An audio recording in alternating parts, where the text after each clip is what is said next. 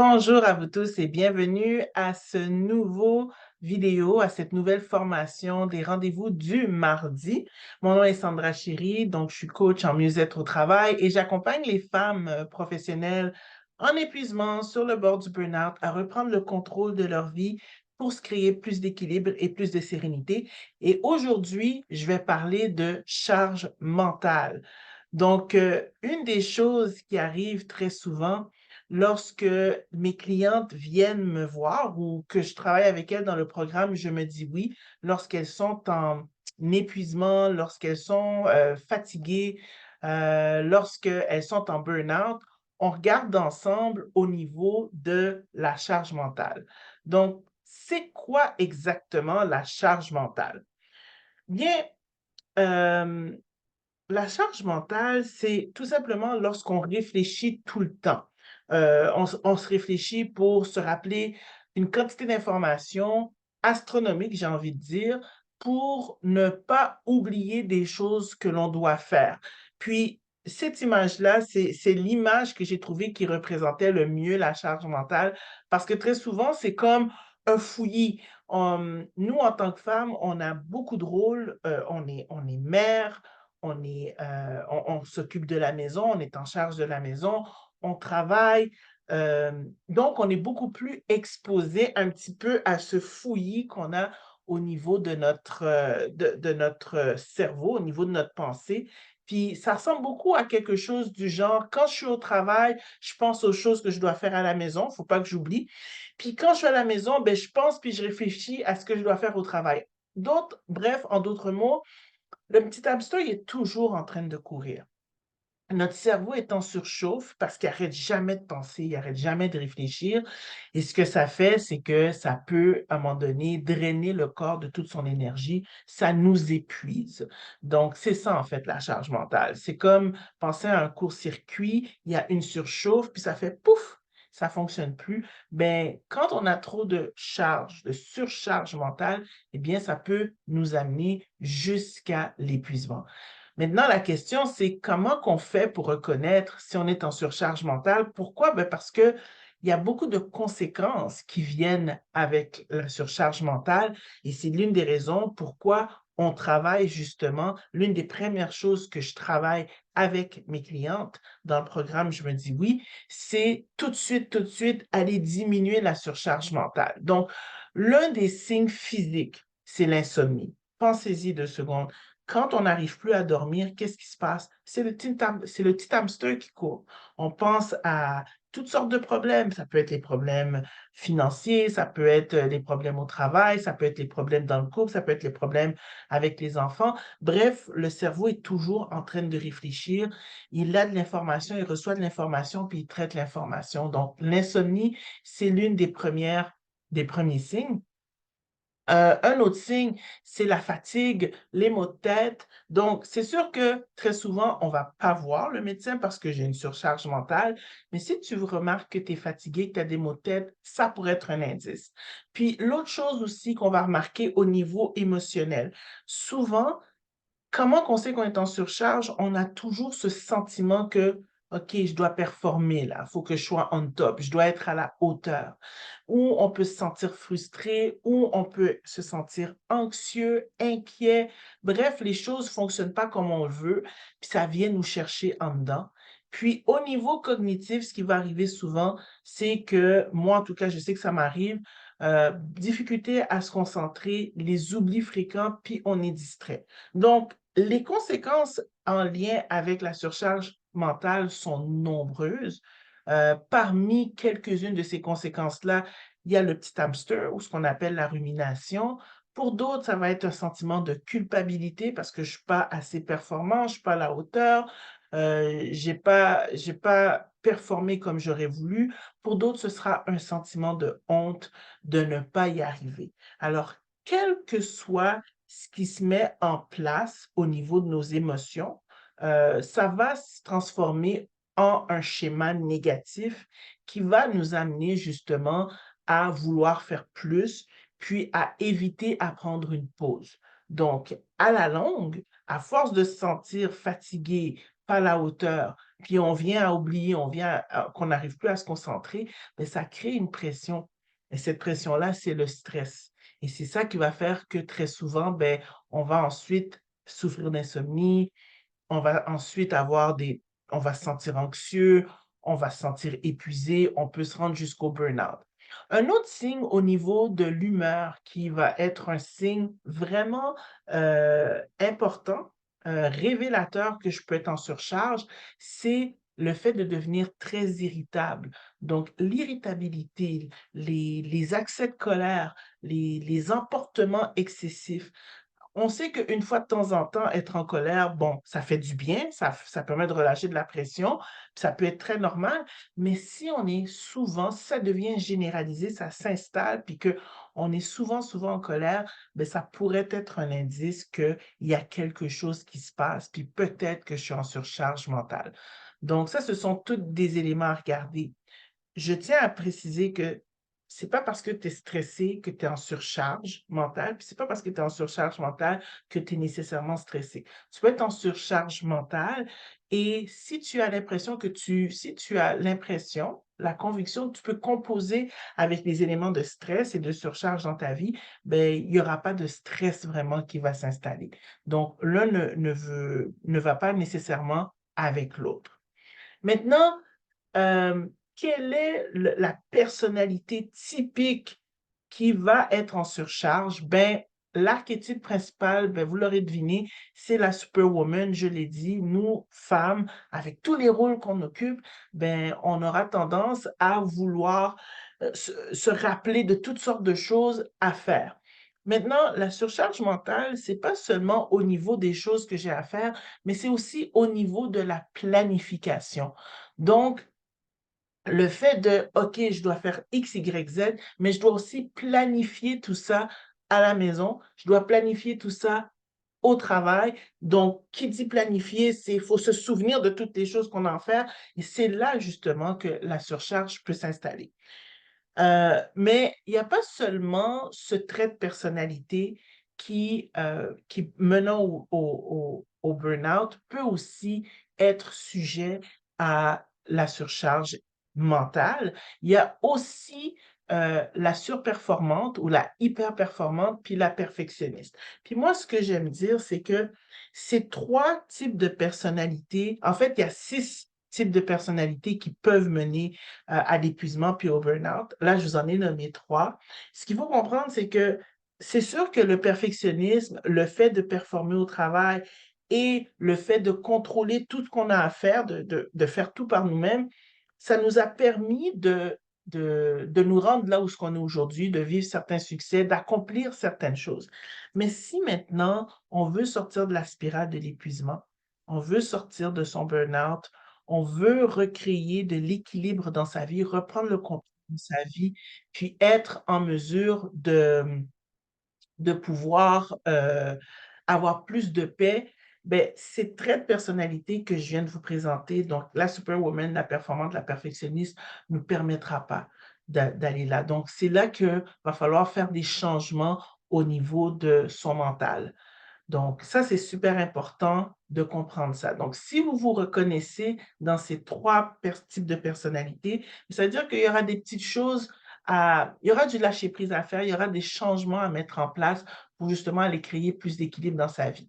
Mais la surcharge mentale, c'est pas seulement à la maison, ça se passe, ça peut aussi se passer au travail, d'où l'importance de, lorsqu'on commence à avoir des changements dans nos vies, c'est important de s'arrêter puis de regarder, puis de réaliser, OK, pourquoi ces changements-là sont là dans ma vie?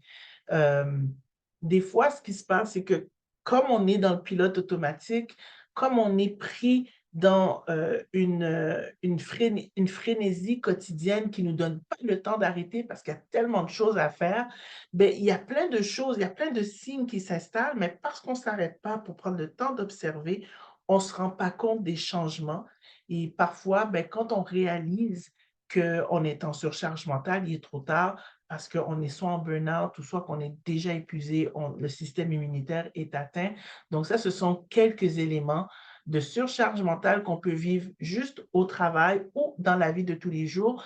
Mais dès que ces signes-là apparaissent, c'est déjà des indicateurs qu'il faut que je ralentisse ou que je fasse un changement dans ma façon de vivre à tous les jours pour justement diminuer ma surcharge. Donc, en parlant de surcharge, quelles sont les causes? Il y a plusieurs raisons qui peuvent nous amener à vivre de la surcharge mentale. Moi, je t'en partage 5 aujourd'hui. La première, c'est le besoin de perfection. Donc, si j'ai tendance à être perfectionniste, je donne place à de la surcharge parce que j'ai une pensée, j'ai une idée, je veux que ce soit parfait, j'y arrive pas, alors je ne mène pas mon idée à terme et là, je commence à ruminer. Donc, dès que je suis dans la rumination, on commence à créer de la surcharge au niveau de son mental. L'autre chose, c'est l'absence de priorité. Et ça, c'est tellement intéressant parce que souvent, ce que mes clients vont me dire, c'est que j'ai l'impression de courir après mon temps. J'ai l'impression de ne pas avoir assez de temps. J'ai l'impression que tout est important, que je dois tout faire.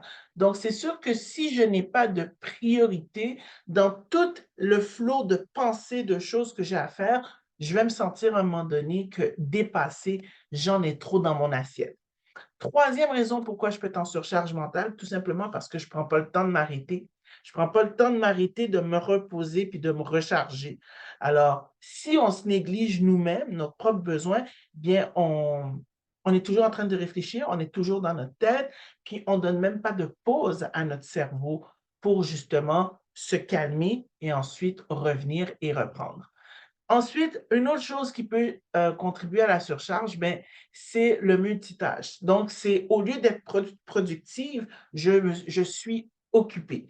Donc, avec le multitâche, on a l'impression d'être dans l'action puis que je fais plein de choses, mais en réalité, ce qu'on réalise, c'est que dans le multitâche, je fais plein de choses en même temps, mais en réalité, il n'y a rien que je fais, j'avance dans rien. C'est comme les onglets sur un ordinateur. J'ai plein d'onglets ouverts, mais j'ai rien de complété. Et notre cerveau, lui, qui est une machine exceptionnelle, ben, il n'est pas dupe. Chaque fois qu'on commence une tâche et qu'on ne la termine pas, c'est de l'information à traiter pour notre cerveau parce qu'il doit nous rappeler que ah, telle chose, il faut que tu le fasses, telle chose, il faut que tu le finisses. Et ça va créer de la surcharge. Puis la cinquième raison aussi pourquoi je peux avoir de la surcharge, c'est le fait de ne pas déléguer. Donc, évidemment, ma superwoman ne délègue pas, elle ne demande pas d'aide, elle fait tout par elle-même, tout seule. Fait qu'elle, non seulement, elle doit être dans l'exécution, mais en plus, elle planifie. Donc, elle planifie, elle exécute. Elle planifie, elle exécute. Donc, elle ne donne jamais de repos à son mental. Donc, ce qui va être intéressant, c'est toi qui regardes maintenant cette formation, où est-ce que tu te situes? Est-ce que tu te reconnais dans les 5 raisons qui peuvent causer la surcharge mentale? Et si c'est le cas, c'est de poser la question, pourquoi est-ce que je me maintiens dans ces attitudes et dans ces comportements? L'absence de priorité, le multitâche, le fait que je ne délègue pas, le fait de ne pas prendre du temps pour m'arrêter et me recharger ou le fait d'être dans le perfectionnisme. S'il n'y a pas des changements d'attitude, des changements de croyances, des façons de penser, si ça ne change pas, ben, on va entretenir cet état-là de surcharge mentale et c'est ça qui va nous mener à l'épuisement. Donc, qu'est-ce qu'on peut faire? Donc, en lien avec les 5 causes, je vous explique un peu qu'est-ce qu'on peut faire pour diminuer notre surcharge mentale et éventuellement sortir de là. Et la première chose, c'est arrêter de vouloir être parfaite. Ça, c'est une des premières choses. Donc, au niveau de la surcharge mentale, on va essayer de restructurer nos pensées. On va essayer de gérer nos pensées négatives pour justement prendre un peu de distance. Donc, ça va ressembler à quoi?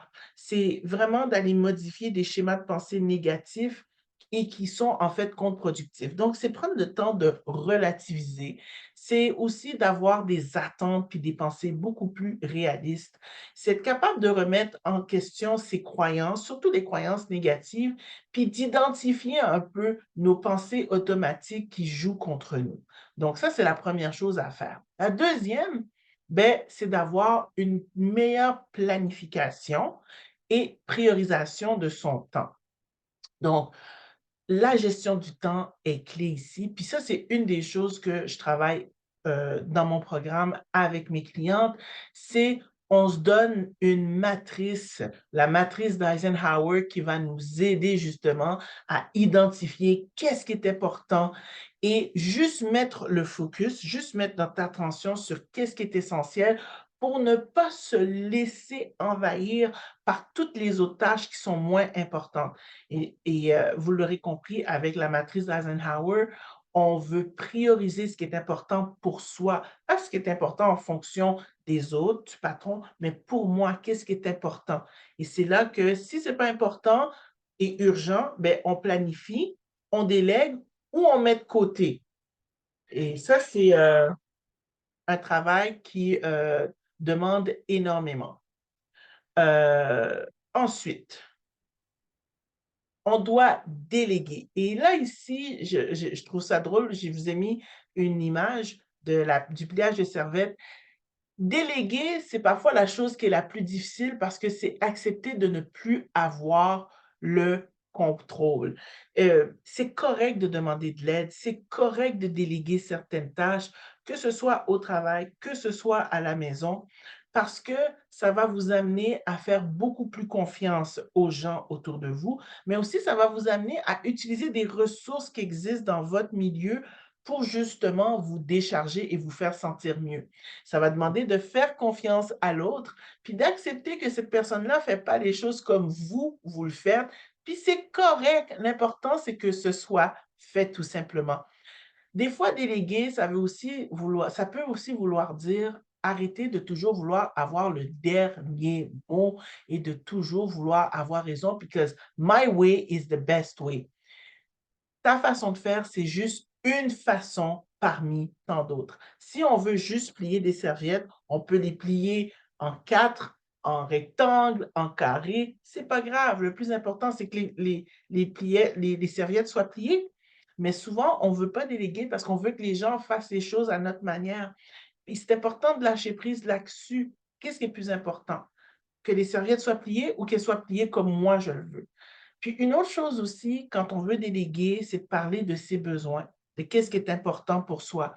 En faisant ça, ce que ça fait, bien, on infantilise moins les gens autour de nous, des gens que l'on aime en plus de ça, puis ça enlève aussi cette attitude un petit peu autoritaire. Donc, en d'autres mots, déléguer, c'est mettre des limites. C'est mettre des limites pour soi, pour protéger son temps, pour protéger son énergie, mais c'est aussi être capable de dire non lorsqu'on va nous demander des choses à faire supplémentaires qui ne sont pas nécessairement essentielles. Et le mot-clé ici, c'est essentiel. Donc, travailler sur déléguer, c'est vraiment quelque chose d'important à faire et qu'on fait justement, que je fais avec mes clientes dans le programme, je me dis oui. Puis la quatrième chose, c'est prendre une pause, apprendre à décrocher. Donc ici, je vais vous encourager à adopter des techniques de méditation, de yoga ou simplement des exercices de respiration pour travailler, pour mieux gérer le stress, pour réduire le stress et l'anxiété. Puis c'est quelque chose qu'on peut faire tous les jours. Trop souvent, on passe au travers de notre journée, de notre semaine, puis on fait aucune des choses qui sont à l'écran. On fait pas de yoga, on prend pas le temps de méditer, on complète pas d'exercices de journalisation, surtout des exercices de gratitude. Ça donne une pause à notre cerveau, faire de l'exercice aussi est très important, se faire une détox, une pause des écrans, arrêter d'aller traiter les courriels dehors des moments qu'on s'est donnés, puis d'être toujours sur le cellulaire parce que être sur le cellulaire, c'est encore de l'information qui arrive au cerveau, c'est encore de l'information à traiter pour le cerveau. Bref, c'est du travail additionnel en plus des autres choses qu'on veut faire. Donc, si tu veux vraiment décrocher, prendre une pause, c'est pas en étant sur ton cellulaire que tu vas prendre une pause, c'est en allant marcher dehors, en faisant toutes sortes de choses pour clarifier ton esprit, puis diminuer la surcharge mentale. Donc, une détox mentale, une fois de temps en temps, ça fait du bien. On met le téléphone de côté pendant quelques jours. On l'utilise seulement, uniquement pour répondre sur nos appels. Et ça fait toute la différence. Et la cinquième chose à faire, c'est prendre soin de soi. Donc, j'ai parlé qu'il faut apprendre à décocher, mais il faut aussi prendre soin de soi. Prendre soin de soi, c'est écouter ses besoins pour pouvoir se recharger en faisant des choses qu'on aime, en faisant en s'entourant de personnes qui sont positives, en prenant le temps de dormir, de se reposer. Et ça, je le répète constamment, je vais le répéter. Si vous écoutez mes formations, je vais le dire souvent que c'est important de prendre des pauses, c'est important de dormir. Puis, un que j'aime aussi beaucoup, prendre du temps pour rien faire. Puis ça, c'est un truc que je donne à mes clientes. Dans votre agenda, dans votre semaine, vous devriez avoir un 30 minutes ou un 1 heure de temps où vous n'avez rien de prévu. C'est un espace libre pour rien faire, pour donner un temps à ton cerveau de respirer. Puis, tu vas décider ce que tu feras quand tu seras rendu à ce moment-là. Donc, voici les 5 trucs que je vous propose pour sortir de la surcharge mentale et vraiment mieux gérer votre stress et prendre mieux soin de vous. Alors, si vous avez aimé cette formation, je vous recommande, je vous invite à me rejoindre dans mon groupe Facebook privé Femmes équilibrées et sereines, là où ce que je donne plein de contenus gratuits et de valeur pour vous aider justement à prendre le contrôle de votre vie en créant plus d'équilibre, en étant plus sereine. Donc vraiment, si vous vous sentez débordé, stressé, épuisé, venez me rejoindre dans le groupe Facebook. Puis, je vous annonce aussi que j'aurai un défi du 18 au 22 février prochain qui est le défi Out Burnout, 5 étapes pour transformer l'épuisement en énergie. Donc, je vous invite à me rejoindre. Et puis, si vous avez aimé ça, écrivez dans les commentaires euh, groupe privé, groupe, pardon, juste groupe, puis je vais vous envoyer le lien pour que vous puissiez me rejoindre dans mon groupe privé. Et comme ça, vous aurez tous les détails pour le défi Out Burnout qui s'en vient très bientôt. Alors, merci beaucoup pour votre participation et à une prochaine formation.